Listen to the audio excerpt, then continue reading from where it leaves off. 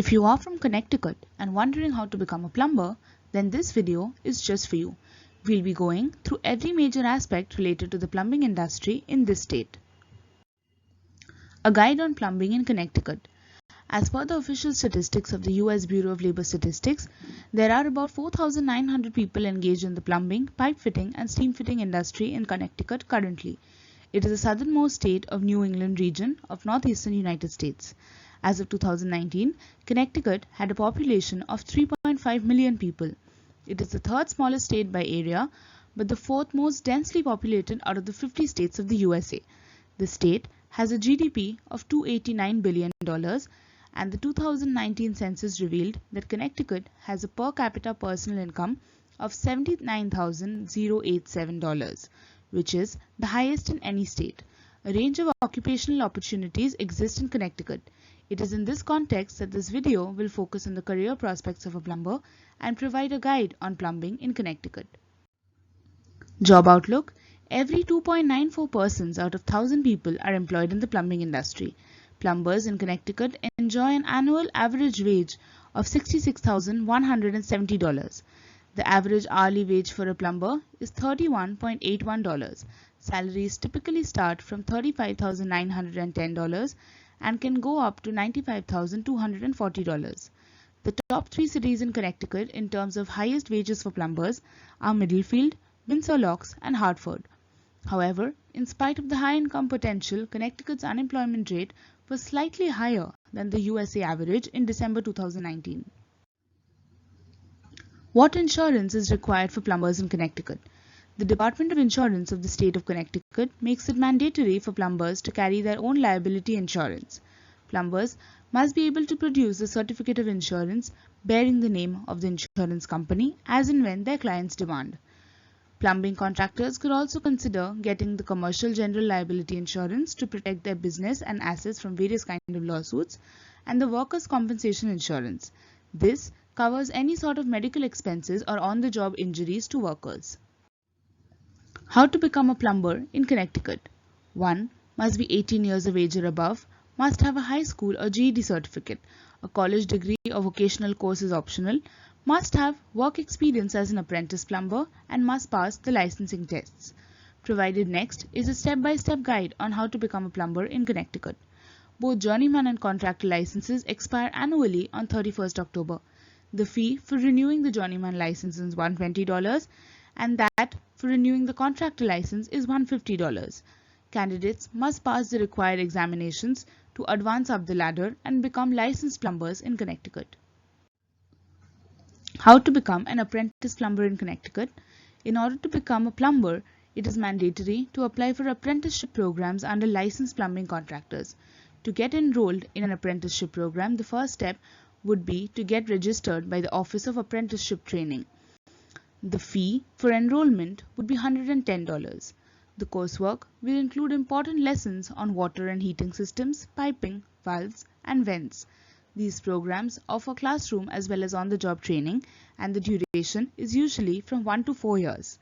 After the successful completion of the apprenticeship program, Connecticut Department of Labor's Office of Apprenticeship Training provides a portable training credential to the apprentices. The next step would be to apply for a license. How to become a licensed plumber in Connecticut? The first step is to apply for the licensing examination, the fee for which is $120. The candidates can study for the exam using the materials provided in the Candidate Information Bulletin. For acquiring a journeyman license, it is mandatory to pass this one exam, which is completely technical in nature. A score of 70% must be acquired to pass all sections of the exam. There is another exam that must be passed in order to become a plumbing contractor. The questions are similar to those in a journeyman exam, but the former will also involve sections on law and business. Connecticut categorizes the journeyman and plumbers and plumbing contractors into 2 categories, limited and unlimited. Limited. A limited plumber is allowed to perform only specific plumbing tasks. Limited journeyman, the criterion that must be met for applying for an examination for this type of plumbing license is to have at least 1 year of experience as a registered apprentice. The holder of a pumps and piping journeyperson license will be allowed to perform only work limited to domestic water pumps and water conditioning. The holder of a gasoline piping license can perform tasks related to the installation, repair, replacement, alteration, or maintenance of piping for petroleum tanks, as well as related pumping equipment. The work experience in both cases must be acquired through employment under a contractor who is licensed for such kind of work. Limited contractor. The holder of this license is permitted to perform only work limited to domestic water pumps and water conditioning. The requirement to qualify for this license examination is 2 years of work as a journey person or equivalent experience and training. Unlimited. An unlimited plumber is allowed to perform all sorts of plumbing tasks under Section 20 to 330 of the Connecticut General Statutes.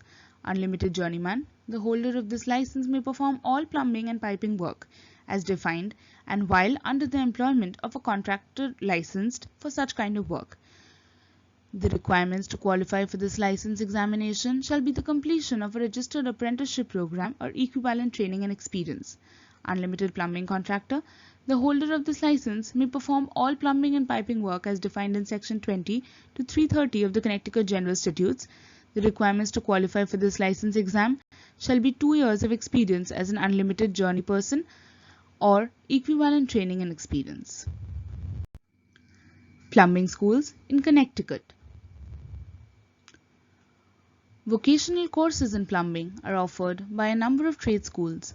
Taking up these courses is not mandatory for becoming a plumber, and increasing the list of qualification totally depends on the individual plumbers.